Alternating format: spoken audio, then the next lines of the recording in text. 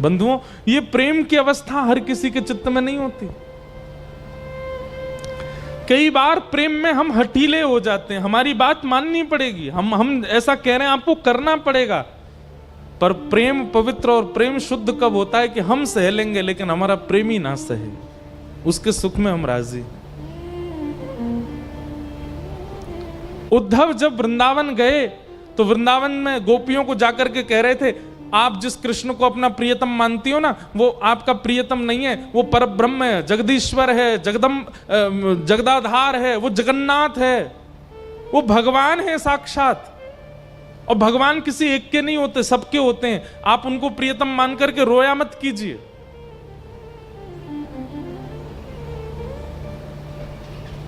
गोपियां तब एक बात कहती हैं, उद्धव, वृंदावन से मथुरा 6 किलोमीटर है। कितना? 6 किलोमीटर। कृष्ण की हमसे दूरी केवल 6 किलोमीटर है, यानी कि 2 कोस, एक कोस में 3 किलोमीटर होते हैं। कृष्ण हमसे 2 कोस दूर है बस उद्धव। हम चाहें तो दिन में 3 बार मिलके आ सकती हैं उनसे, लेकिन आज वर्षों बीत गए, आज तक नहीं गई हैं। क्यों? क्योंकि हमारा प्रेम ऐसा नहीं कि रोज पहुंच जाएं, रोज बात करें, रोज मिलें, रोज देखें।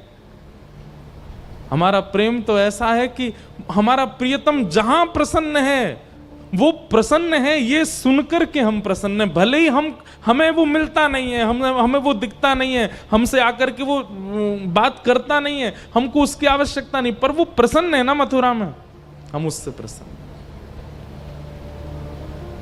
और प्रेम की ऐसी पराकाष्ठा बताती हैं गोपियां, उद्धव सुनकर के शांत हो गया। हमारा प्रेम देखने का नहीं है, हमारा प्रेम स्पर्श का नहीं है, हमारा प्रेम सुनने का नहीं है, हमारा प्रेम पकड़ने का नहीं है। हमारा प्रेम तो अपने प्रियतम को प्रसन्न देखने का है, और यदि वो प्रसन्न है तो हम प्रसन्न हैं। इसीलिए रामावतार में, रामलीला में श्री भरत जी को गोपी ही माना गया है। ये गोपी हैं।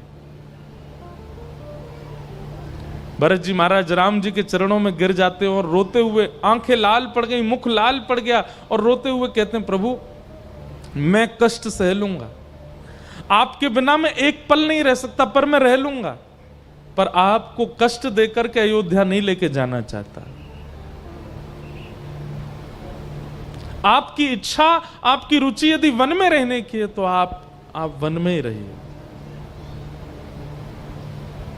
हजारों लोग प्रसन्न होंगे आपके अयोध्या आने से, लेकिन आप प्रसन्न नहीं हो, इसलिए मैं आपको कष्ट नहीं दे सकता।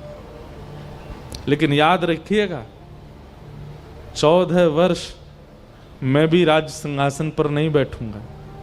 मेरे भैया एक परन कुटी में रहते हैं तो मैं भी घर के अंदर नहीं रहूंगा। मेरे भैया जमीन पर सोते हैं तो मैं भी जमीन पर नहीं सोऊंगा, मैं किसी पलंग पर नहीं सोऊंगा। मेरे भैया ब्रह्मचर्य का पालन कर रहे हैं तो मैं भी एक ब्रह्मचर्यत्व का पालन करते हुए निर्वहन करूंगा। सब लोग इधर देखो, बहुत ध्यान से सुनो।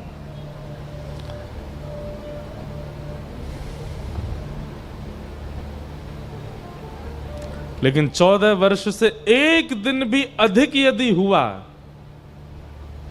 तो ये भरत आपको जीवित नहीं मिलेगा।